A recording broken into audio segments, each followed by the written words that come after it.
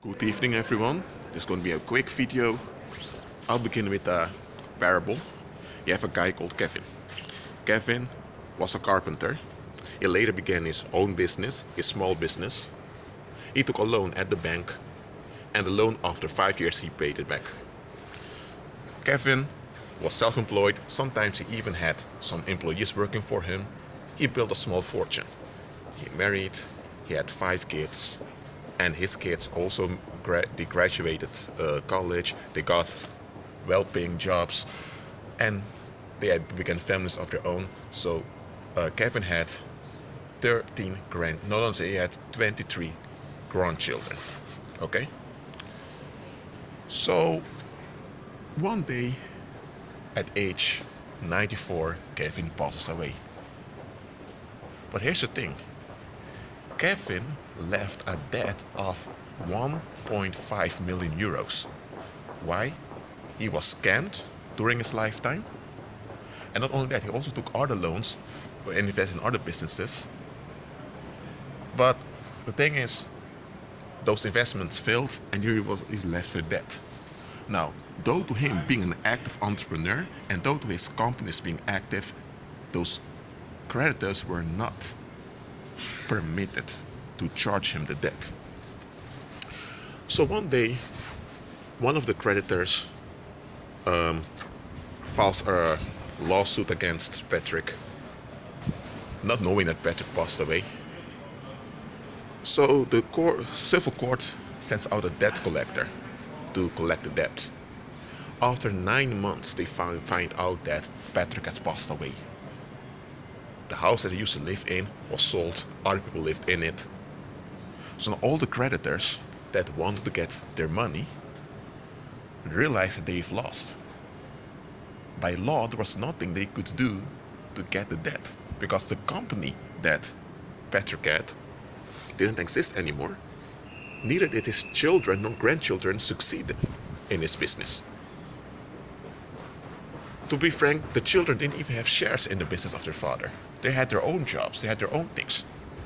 So, one of the debt collectors came up with a plan, together with the 12 creditors, and said, look, there's Lisa, she's married, she's about to have a baby soon. She's working at an hospital. We are going to charge her 50,000 euros. And we will make plain that it was that of her grandfather. Now, this happens, and Lisa's husband makes plain. Hold on a minute. I'll let the train pass by.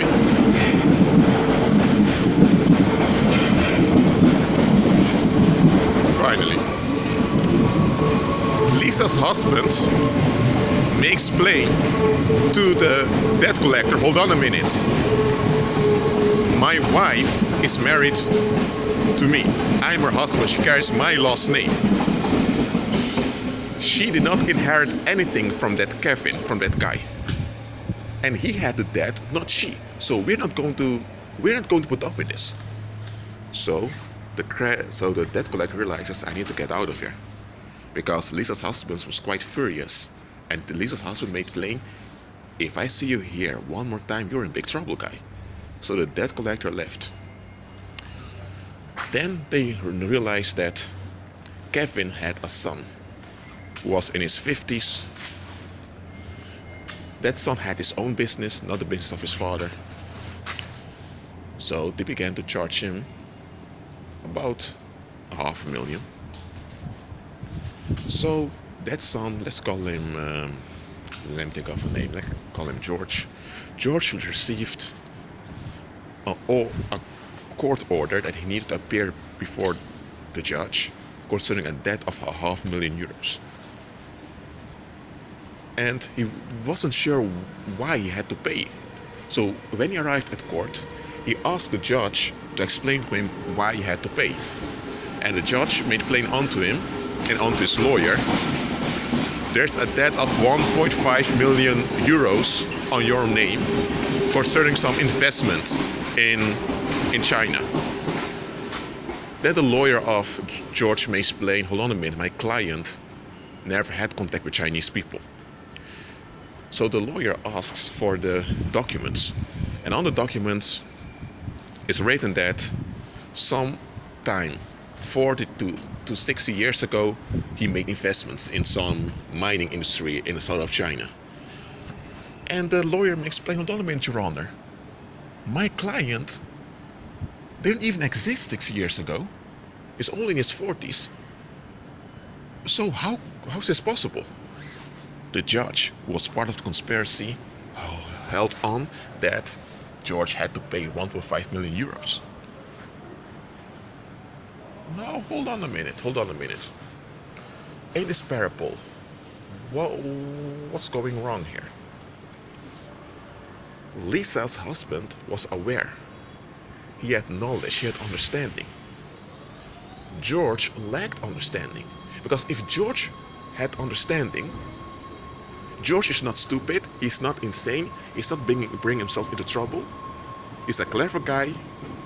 He's a guy that stays away from trouble, but he lacks understanding.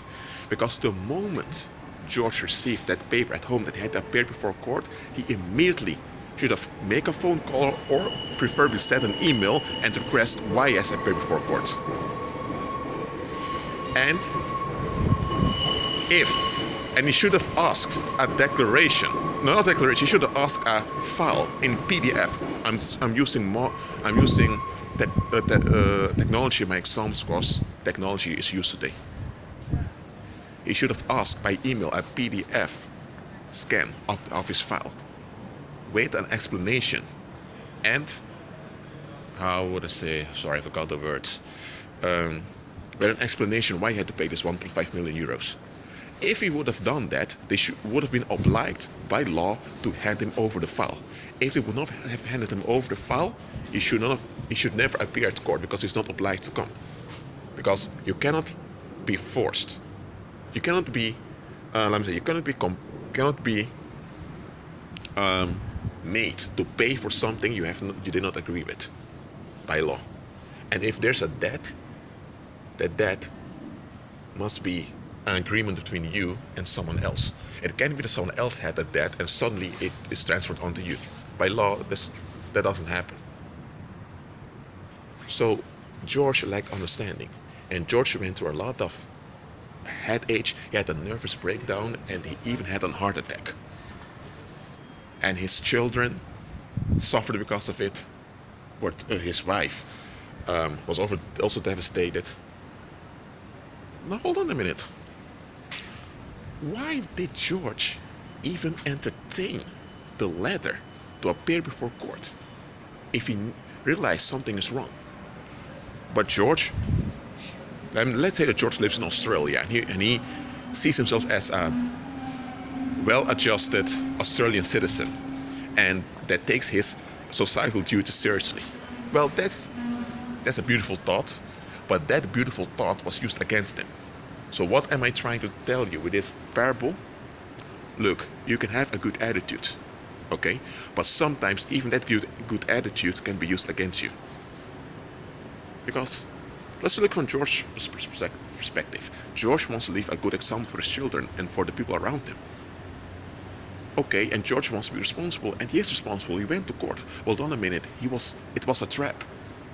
He wasn't aware that it was a trap, but he lacked understanding. If he had more understanding, he would have spared himself a heart attack, marriage issues, and also his children would have been spared a lot of trouble. Now listen what I'm saying here. The enemy, when you are born again, you are born again. That means that you've been declared righteous. That means that you don't fall under the yoke. You don't fall under, you don't fall under darkness anymore. You've been translated. You've been taken away from the powers of darkness into the kingdom of the Son of God. But realize this. The enemy wants to keep a hold on you. So he will come with accusation. He will come with tricks to keep you trapped into darkness. And he will use people to do this. And often those people are not aware that they're being used by the enemy. I'm telling this to warn you. Just like George. Walk away. Okay. Just like George was assaulted, his health was assaulted, his marriage was assaulted. Or let me say his life was assaulted because he could have died though to that heart attack. The same way the enemy seeks to take you out. And he doesn't need you to be negative. He doesn't need you to be involved in the occult. He can also use your right attitude against you if you have lack of knowledge in some area. Look, if you lack understanding, pray, and you will receive understanding from the Father. Ignorance is not bliss. Ignorance will bring you into bondage, and ignorance will eventually kill you and will harm those around you also. So, that being said, I hope this message is clear. And I'm occupied these days, so I don't know when I will upload this to YouTube. Maybe I don't know when I will upload this. So be patient with your comments. Some comments are censored by YouTube, others are not. When I have time, I'll answer your messages. For now, be at peace.